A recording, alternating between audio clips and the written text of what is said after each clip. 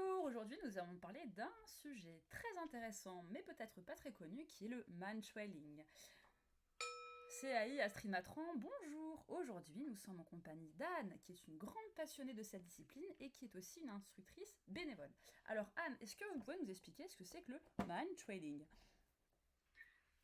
Le mantrailing, ça consiste à suivre son chien sur une trace. La trace d'un humain, un humain disparu. Donc c'est vraiment le but. Ok. Et nous sommes un binôme avec notre chien grâce à une longe. Ça, c'est important de le préciser parce qu'on n'est pas comme en pistage avec un chien en libre, par exemple. D'accord, ok. Dans certaines autres disciplines, c'est vraiment la longe là qui fait le lien entre l'humain et son chien. Voilà. Et ce qui constitue un binôme de recherche de personnes disparues. Voilà. Ok. Donc, voilà. C'est très Donc, clair. tout commence. Donc tout Tout commence commence avec la longe et aussi avec des facultés olfactives qui sont olfactif. assez incroyables en fait, parce que vous m'aviez donc détaillé en fait la différence en comparatif entre l'humain et le chien. C'est vraiment exceptionnel. On voit vraiment une différence qui est monumentale en fait entre les deux. Tout à fait. Ah, tout à fait. Donc Mais si ce qui est intéressant aussi, alors voilà, c'est que tout se base sur, en effet, on part d'une odeur de référence bien qu'on sûr. donne à notre chien. Donc, nous, sans lui, on ne peut rien faire. Mais lui, par contre, sans nous, il ne peut pas non plus travailler tout seul. Il a besoin de nous pour interpréter en fait via ces indices. Donc ça, c'est les indices de chaque chien, bah, sont propres à chaque chien. Ça va être différents indices au niveau de l'attitude, au niveau de la tête, des oreilles. On apprend en fait à comprendre son chien et à le lire, comme on dit. Ouais. Et par rapport à ces indices qu'il nous donne, l'humain le suit ou pas, ou se trompe, ou a raison, et suit son chien dans la bonne direction ou pas. C'est ça qui est vraiment intéressant. Le chien a toutes les infos. Nous, on doit savoir lire notre chien pour pouvoir accéder à la personne disparue. D'accord. Et donc au départ en fait l'élément, donc il y a un témoin, une odeur, fait ça, un objet ou quelque chose, j'imagine, qui appartenait Un objet de référence, ouais. un sac en plastique avec un prélèvement d'odeur dedans, un flacon en verre, etc. Tout pour pouvoir contenir une odeur de référence de la personne qu'on recherche. Exactement. Et du coup, en fait, le mantrailing peut se pratiquer sur tout type d'environnement physique, on va dire, que ce soit par exemple en zone montagneuse, dans le sable, enfin, ou est-ce qu'il y a des éléments encore? Alors oui, après, sachant quand même qu'il y a des spécialités au niveau de la recherche en montagne, par exemple au niveau de la neige. Là, par contre, c'est d'autres formations encore qui requièrent du pistage secourisme, en fait. Donc là, c'est encore de la... Mais le principe reste le même. Le travail avec le flair reste exactement le même. D'accord, ok, oui, donc on reste. Sachant que la neige, en fait, enferme énormément les particules d'odeur. D'accord, Donc, c'est très, très facile pour un chien de pisser dans la neige, par exemple. d'accord. Parce que la neige garde les odeurs. Ah, ok, Contrairement au soleil, par exemple, qui les diffuse. Beaucoup plus facile sur un milieu humide qu'un milieu sec, par d'accord. exemple, pour le chien. Ouais. Et après, comme vous expliquez, en fait, finalement, ces odeurs-là, un chien peut les percevoir des semaines encore après le passage de la personne, c'est ça? Il y a des semaines. Alors après, tout dépend des conditions Climat. météo. Et oui, Oui. bien sûr, ouais, climatique, ouais. Et voilà, des conditions météorologiques. Ça, c'est vraiment important de le prendre en considération. Et pour faire démarrer un chien longtemps après la disparition, il faut qu'on soit sûr d'avoir fait une enquête qui tienne vraiment la route sur le terrain D'accord. pour être sûr que notre odeur de référence est OK, être sûr qu'elle n'ait pas été polluée par d'autres personnes, par exemple, Oui. par les services de recherche, par la famille elle-même, etc. Oui. Mais oui, sinon, on peut mettre un chien assez longtemps après, même après une tempête, même après des intempéries, même, voilà. Mais forcément, plus il y a de complications sur la piste, moins on a de chances que le chien arrive au bout de passer 14 jours, ça devient de plus en plus compliqué, quand D'accord. même. Oui, donc plus Ouais. forcément, et plus le délai d'intervention est rapide, entre guillemets, entre le moment où la personne a Exactement. disparu C'est et qui, vraiment la rapidité qui est importante. et Oui. oui, qui augmente la chance, en fait, La chance, finalement, exactement. de retrouver. Et alors, du coup, qu'est-ce qui vous a emmené, en fait, enfin, de quelle manière est-ce que vous êtes retrouvé à pratiquer cette discipline, en fait, avec votre chien? Expliquez-nous un petit peu voilà, ce qui vous a amené vers cette aventure-là avec lui. Oui, alors tout est parti de l'éducation de mon chien, en fait, tout simplement, qui présentait quand même beaucoup de stress, d'anxiété. Et, et pour l'aider à gérer tout ça, en fait, c'est une comportementaliste qui il chassait également, mon chien, c'est ça qui est important. Il chassait énormément. Et quand il a eu ses premières hormones qui l'ont cherché, il l'a très mal géré. Oh. Ça a été très compliqué. Ouais, ça paraît. Et ça, plus le stress, l'anxiété, ça en faisait un chien qui était assez compliqué, qui était réactif, D'accord. qui était speed, qui était pas forcément bien dans ses pattes, comme on dit, Ouais. dans le milieu du chien. Et donc, moi, je suis allée voir une comportementaliste par rapport à ça. Et pour faire bref, elle m'a gentiment conseillé d'essayer cette fameuse activité, le man-trailing. Alors, elle, c'était pas du tout du man-trailing opérationnel, c'est vraiment du man-trailing ludique. D'accord. On pratiquait essentiellement dans de la verte, donc dans de la forêt, dans du champ, du chemin, vraiment ce qu'on appelle la verte, c'est ça, D'accord. c'est du support olfactif de campagne, si on veut. D'accord. Donc, Ok. sans forcément beaucoup de pollution Eh oui, par rapport à la humaine, ville ou autre etc. chose, ouais, bien sûr, ouais. Voilà, comme en ville, etc. Et finalement, moins de distractions, mis à part le gibier, si on veut bien. Ouais. Voilà. Et le passage de Justement, quelques c'était très chasseurs aussi. intéressant pour mon chien. Et ça lui a appris à utiliser son flair à bon escient, si on veut bien. Ça l'a Et il canalisé, s'est du pris coup. au jeu, en fait, très, très Ah. rapidement, même sur des pistes extrêmement courtes, parce que quand je pense à ce qu'on faisait à l'époque, c'était rien du tout. Et en attendant, il était heureux, vraiment heureux de participer à ces pistes-là. Il était la queue qui battait dans tous les sens. On lui disait on va travailler, on sortait rien que le harnais de man trading. C'était waouh, trop bien, on va s'éclater. Ça faisait vraiment plaisir à voir. Et le chien, on voyait que vraiment, il se focalisait sur ce qu'il avait à faire. Et il oubliait tout le reste. Une Oh. balade normale, il serait parti comme un fou sur un lièvre, sur un chevreuil. Là, il avait le nez vraiment au sol et il cherchait à trouver la personne qui avait disparu. C'était vraiment impressionnant.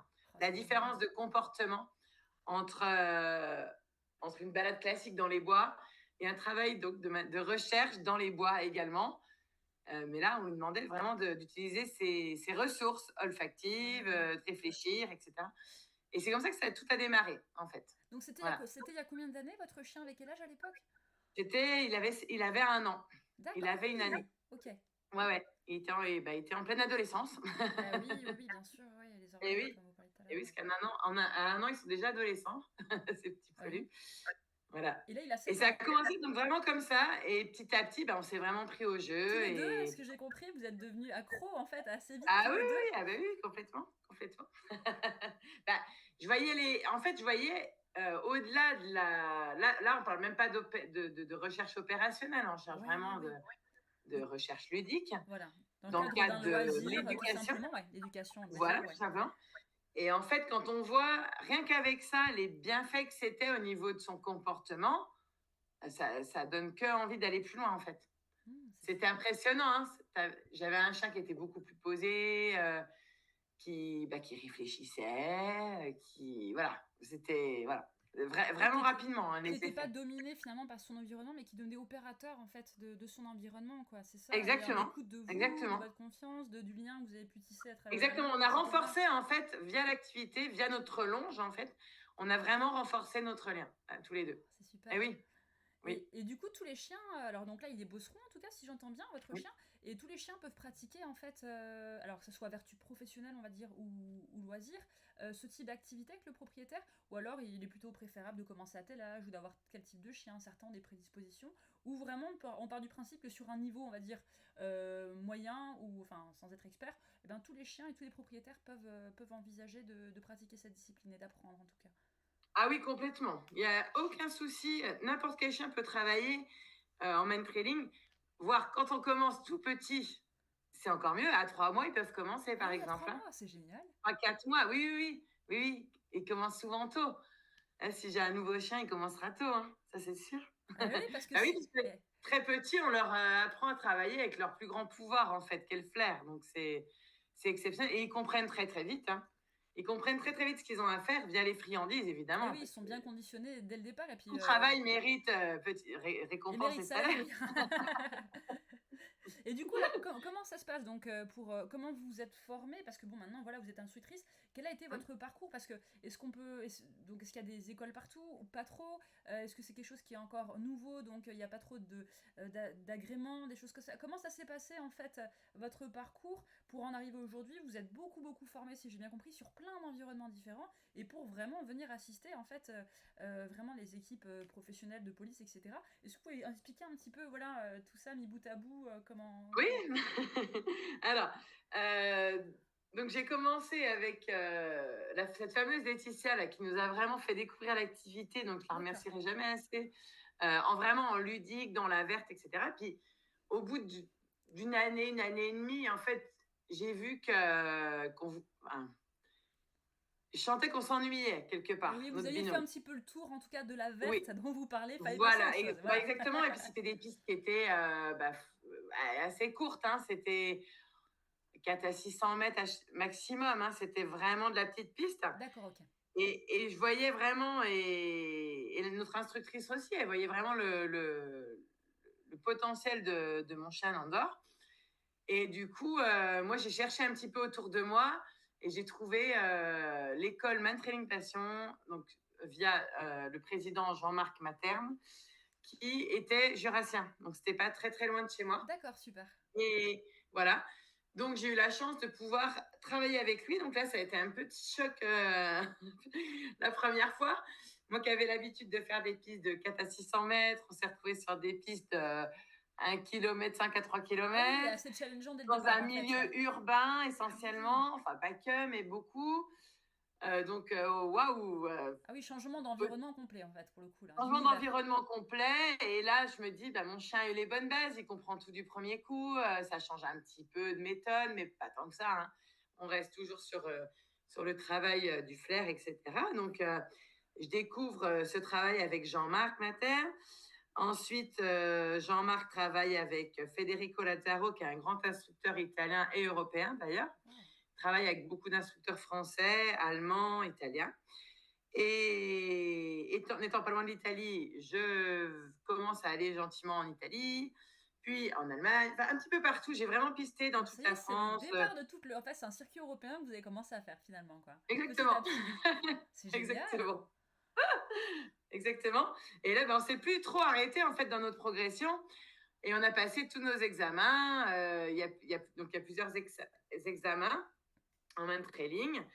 Et jusqu'à celui de l'opérationnel. Et la petite cerise sur le gâteau, bah, c'était le MTX. Donc, c'est un niveau expert où, D'accord. voilà, c'est la fin d'un cursus, si on veut bien. Mais ça n'empêche que c'est pas parce qu'on a son MTX qu'on doit arrêter de se former et de Mais travailler, hein. non, bah non, non, bien Rien sûr. n'est jamais acquis et il faut toujours continuer à s'entraîner pour garder son niveau, en fait. Voilà. Et du coup, comment ça s'est passé pour les premières expériences, en fait, voilà, avec la gendarmerie, etc. Alors, Euh, quand on devient donc opérationnel, là, en fait, on va être un relais, si on veut, en région. D'accord. Et on dépend d'ARPD, l'Association de recherche de personnes disparues, qui, elle, est basée sur Paris. Ok. Et qui a des relais en région. Donc, nous, là, D'accord, des antennes partout. pour notre région, c'est la région Franche-Comté, Bourgogne-Franche-Comté. Et à partir de là, via nos instructeurs ou nous sur les réseaux également, moi, j'avoue, je ne suis pas très active sur les réseaux, mais on va nous amener, en fait, des interventions. En fait, c'est comme ça que ça fonctionne. Et on va répondre positivement ou pas sur des interventions à tant de kilomètres. D'accord, ok. Alors après, on prend vraiment beaucoup d'infos avant de se déplacer. Oui, bien sûr, pour faire Comme je vous votre disais petite tout à étude l'heure, Sherlock Holmes en comparaison aussi à toutes les bah, informations qui vous sont données. faut que ça sert à rien nous de faire travailler nos chiens si les conditions sont pas réunies, qu'on n'est Bien pas sûr. sûr d'avoir un prélèvement d'odeur cohérent, Idéal, qui etc. prenne la route. Ouais. Voilà. Il faut vraiment qu'on soit sûr de pas mal d'infos. Et puis, à partir de là, si tout est réuni et qu'on est disponible, évidemment, parce qu'on reste des bénévoles, hein, on a Ouais. tous un Et travail à côté. Ah oui, bien sûr. Du coup, on y va. Et puis voilà. Alors, on est assisté ou pas par la police. Ça dépend D'accord. d'où vient la demande. Ok. Voilà. On peut être assisté en Île-de-France. Mes collègues sont énormément assistés par la police. Donc ça, c'est très pratique. Ça permet, Et oui. au niveau de la circulation, des choses comme ça, d'être assisté. Par contre, quand on ne l'est pas, de toute façon, on travaille toujours, en principe, je dis bien en principe, sauf exception, au minimum deux binômes. D'accord, Deux j'allais vous poser binômes. la question. Ok, ouais, donc il y a au Voilà. moins deux chiens en fait, enfin deux binômes propriétaires, ouais, et son chien. Voilà, exactement. Bah, d'une part, parce qu'on ne sait pas pour combien de temps on est parti. Ah oui, parce qu'après il faut Nos se chiens, ils connecter. ont des limites hein, quand même au niveau de la fatigue. Hein. Bien sûr, bien C'est sûr, un bien énorme sûr. travail en fait pour eux Ah oui, oui, oui, oui. et 4-5 km de piste, c'est déjà beaucoup pour eux. Donc après, on va mettre un chien en relais qui va également servir à valider le début D'accord. les Ok. premières informations du premier chien. Et ouais, ouais, bien Si le sûr. Ouais. premier chien a tout faux, c'est dommage de faire continuer le deuxième alors qu'on n'a rien. Vous voyez qu'on n'a pas, Ah oui, oui, on a bien sûr, ouais. voilà.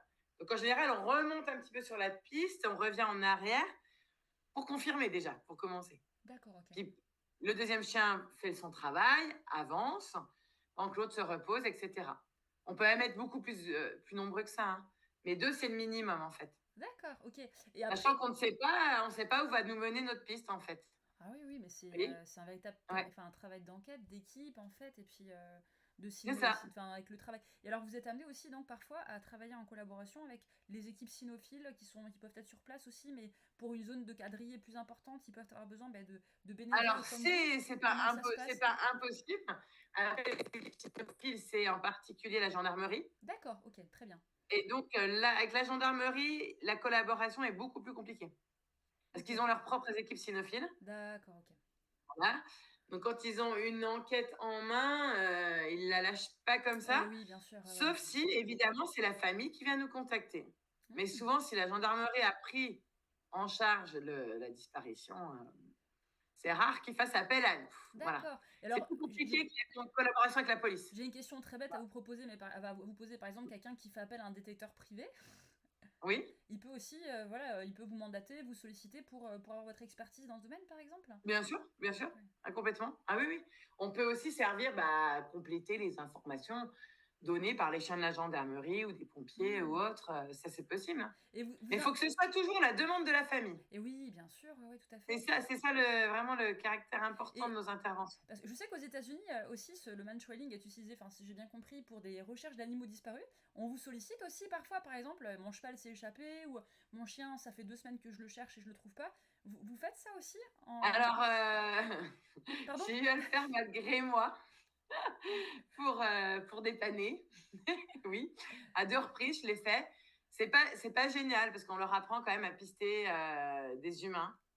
Ah Donc oui, c'est ok. quand même pas idéal, mais un chien qui sait chercher, en effet, avec une bonne odeur de référence, c'est tout chercher.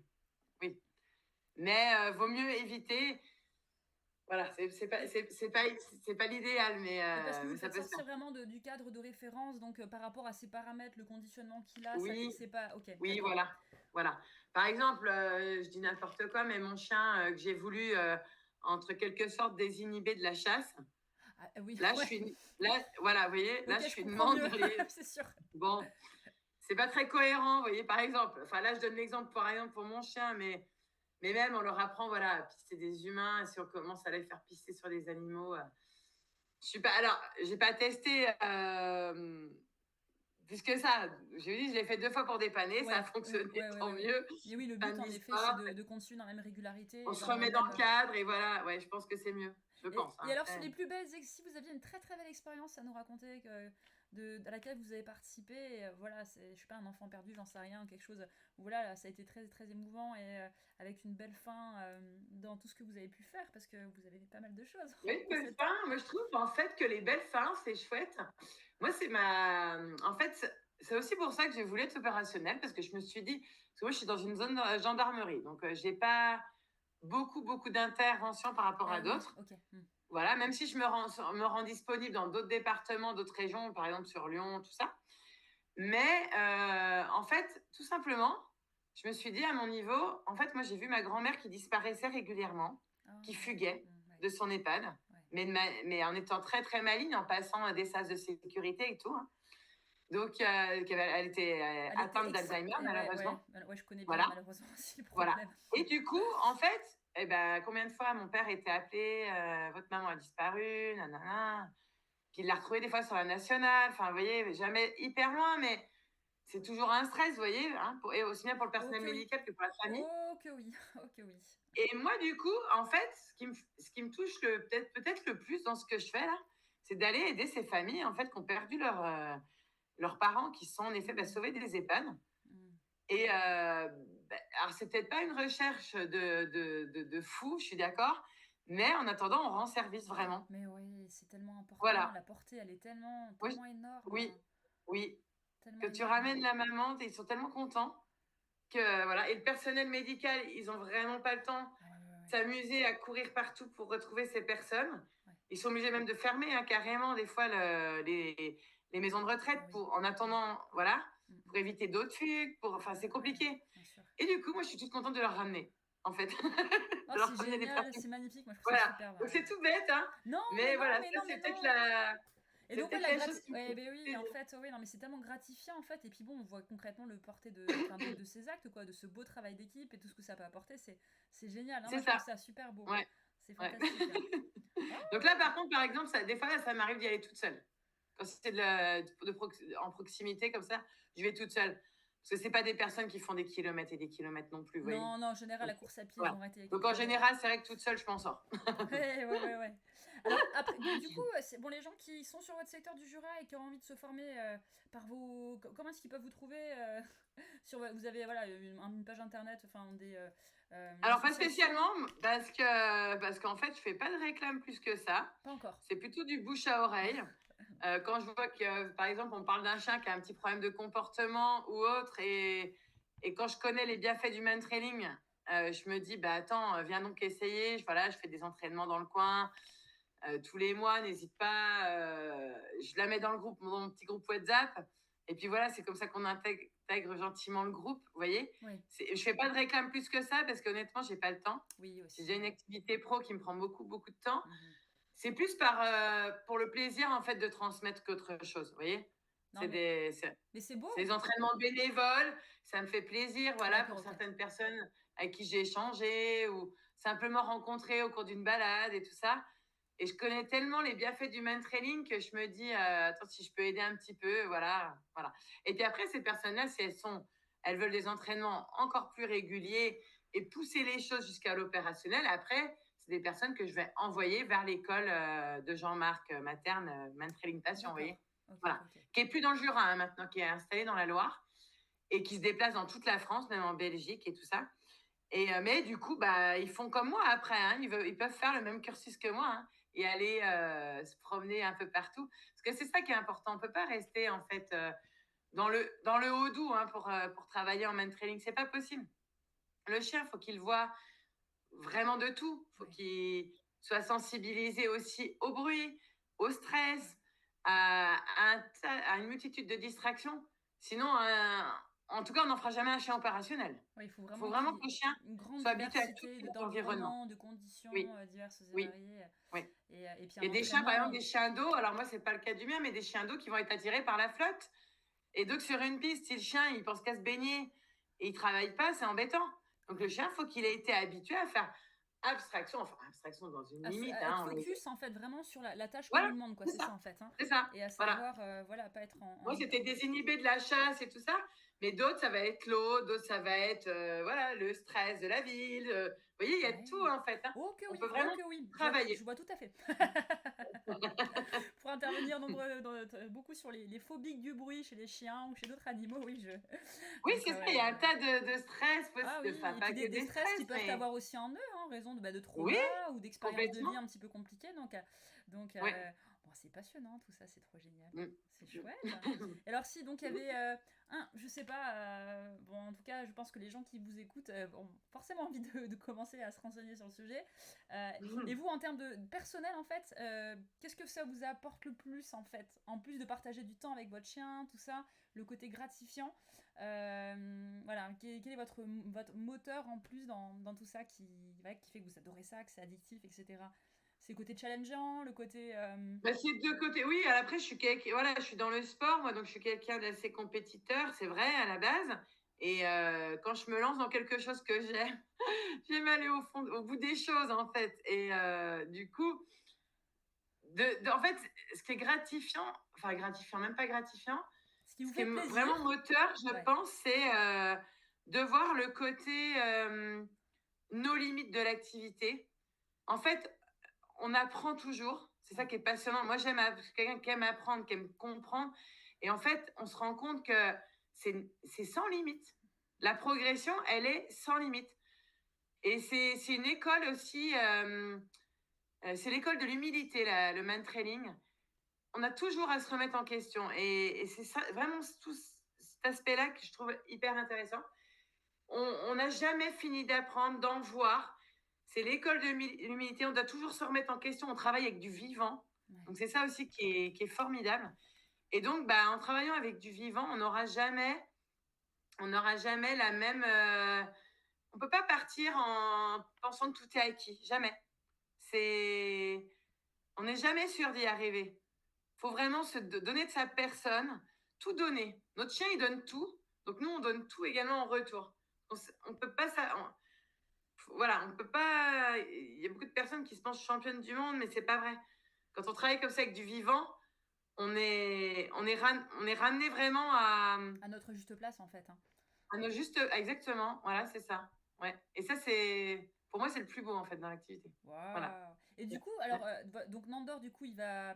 Jusqu'à quel âge, en fait, vous pensez qu'il peut pratiquer cette activité? Parce que physiquement, voilà, c'est quand même très prenant aussi pour tout le monde. Il faut pas trop en parler, mais... Non, il va falloir voir ça à la suite. Oui. Non, mais je vais reformer certainement un autre petit chien bientôt. J'ai plein de projets personnels. C'est là, le temps qui manque. Voilà. Je vais repartir dans mon ouest natal, déjà, pour commencer. Et... Voilà, et Nandor, en effet, il aura une relève d'assuré par la suite, ça c'est sûr. Mais voilà, j'ai pas le temps pour reformer un autre chien supplémentaire. Et puis Nandor va très bien. Nandor, il a encore un flair exceptionnel, puis il est en forme. Et il craint le chaud, mais ça, bon, comme tous les chiens de sa race, un gros chien, il est noir. Bon. Bien sûr. Et puis il optimise un peu plus les pauses, des choses comme ça en vieillissant. Ouais. Mais ça reste un très bon chien de recherche. Et non, il a un flair exceptionnel, je pense. Ouais. C'est le cas qu'on a eu la chance de pouvoir détecter. Donc ça, je suis vraiment fière. Et du coup, vous faites des compétitions ensemble? Ah non, pas du tout. C'est pas du tout de la compétition, la recherche, non. D'accord, je sais pas, question, est-ce qu'il pourrait y avoir en effet des compétitions à l'échelle nationale, je ne sais pas, comme la Non, on a des examens, ça oui, on a des gros examens, voilà, qui sont progressifs en termes de difficulté. Mais non, il n'y a pas du tout de côté compétition. Non. D'accord, ça n'existe pas. Non, on est vraiment... même quand on est opérationnel, c'est vraiment pour rendre service, en fait. Hein. Non, mais c'est super parce que c'est vrai que quand on voit tous les sports qui existent avec les animaux, on peut très bien... il y a beaucoup de sports canins qui font en effet de la compétition. Pas celui-ci, ok. Alors, il existe après du man-trailing, comme ils appellent ça, sportif, où en fait, on va avoir une piste et un timing, en fait. D'accord. En gros, c'est à qui ira le plus vite sur une piste. Bon, voilà. Moi, je me suis plutôt tournée vers l'opérationnel. La personne qui a disparu, elle est pas à 5 minutes près, hein, vous voyez. Enfin, à un moment donné... On est vraiment sur le côté qualitatif, en fait, hein, comme vous dites. Au contraire, on va prendre le temps de faire un prélèvement à la roue. Être certain de ce qu'on trouve. C'est ça. Donc nous, on n'est pas aux pièces. Oui, on n'est pas comme, par exemple, un pisteur qui va chercher, en effet, quelqu'un qui est parti sous une avalanche, où là, vraiment, Non, alors là, voilà, c'est pour ça que c'est des formations qui sont quand même différentes. Hein. La neige, les décombres aussi, c'est pas du tout la même chose. Hein. Oui, bien sûr, tout à fait. Là, c'est quand même c'est autre chose. Oui. Ça reste du flair. Il y a une problématique de temps par rapport à la survie qui est d'autant plus intense, si on peut dire. Quoi. Oui, exactement. Puis nous, on recherche des personnes précises, hein, vous savez, quand on démarre. Qui est donné, le papy, le exactement. Disparu, et puis souvent, on a une photo, on sait qui on cherche, hein, vous voyez. C'est la différence avec de l'accidentel aussi, quoi. Et oui. Ou là, c'est vraiment, bien sûr, carrément. Oui, donc c'est un petit peu la nuance. Voilà. Et le fait qu'il y ait cette fameuse longe, en fait, qui soit le lien entre le chien et l'humain et ce qui constitue un binôme. Elle est longue, la longe, ou pas? Ou c'est une longe classique Alors, en principe, les Italiens utilisent des petites longes, c'est peut-être du fait de leur petite ruelle dans tous les sens. Du coup, il ne faut pas être trop loin de son chien. Le focus, la vue, Donc, moi, j'ai beaucoup travaillé avec une longe de 5 mètres. Je viens de changer pour une longe de 8 mètres. Donc, c'est vrai que c'est peut-être mieux quand même. Vu la longueur déjà de mon chien, pour lui laisser un petit peu d'espace, voilà, parce que sinon, j'étais beaucoup derrière lui, vraiment trop peut-être. Donc, je viens de changer au bout d'un certain temps. On s'est dit que peut-être la longe pouvait améliorer encore ma façon. C'est un chien d'expérience, alors du coup, voilà, ça change aussi. J'étais bien avec ma longe de 5 mètres, donc, mais j'ai changé. Voilà, sur les conseils, vous voyez, j'écoute encore les conseils qu'on me donne. Mais c'est bien, après, c'est de l'adaptation, c'est voir, c'est tester comment tout à fait, ça fonctionne avec l'un, avec l'autre, sur quel terrain. Mais en général, voilà, c'est entre 5 et 10 mètres, on va dire. Grand max, pas plus. D'accord. Voilà. Et c'est tout un travail, voilà, la longe est vraiment, vraiment importante. Le chien doit toujours sentir la tension sur la longe. La longe, elle ne doit jamais être molle, elle ne doit jamais être au sol. Le chien, il doit toujours sentir qu'on est derrière lui. Ouais. Ça ne veut pas dire être à ses fesses, ça veut dire être présent, être, concentré être avec présent. lui. Ouais. Exactement. Dans l'action. Exactement. Ouais. Exactement. C'est ce lien. Sinon, il peut vite lâcher prise par rapport à son travail. Il suffit d'une petite distraction à droite, à gauche, et le chien se dit hop, hop, hop, j'ai pas de tension derrière moi. Non, c'est pas ça qu'on cherche. Je peux faire ce que je veux, c'est bien, on va aller se promener, ça va être cool. C'est possible, ça arrive. Ouais. Ah bah oui. Bon, en tout cas, je sais pas, est-ce que vous avez encore autre chose à ajouter? En tout cas, moi, je vous remercie grandement pour avoir voilà, et bien fait. Oui, j'espère avoir été à la hauteur de vos attentes. Votre univers. Et puis, donc, j'invite après les auditrices et auditeurs eh bien, à faire des recherches sur la personne que vous avez citée. Cette personne, ce monsieur-là, Jean-Marc, c'est ça, qui est vraiment un référent. Oui, Jean-Marc Lamater, exactement, de École Man Training Passion, c'est ça. Voilà, tout à fait. Et vraiment une école qui tient la route. Il en existe plusieurs. Oui. Après, il faut bien regarder ce que l'école propose, quelle formation ont les instructeurs, ça c'est vraiment important. Ouais. Parce qu'il y a vraiment, c'est un petit peu ce que je vous expliquais dans mon dernier mail explicatif, il y a vraiment de tout. Ouais. Mais comme dans beaucoup de domaines. Hein. Et de plus en plus. De plus en plus.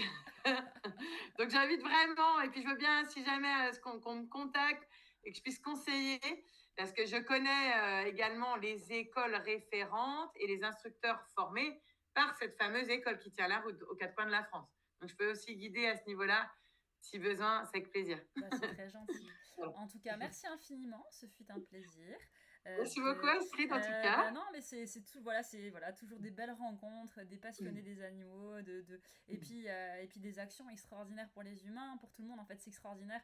On a toujours les animaux, quelle que soit la place ou le rôle, en tout cas la fonction entre guillemets professionnelle qu'ils peuvent avoir, ils ont vraiment un impact au quotidien assez incroyable. Et puis là, voilà, ça permet vraiment de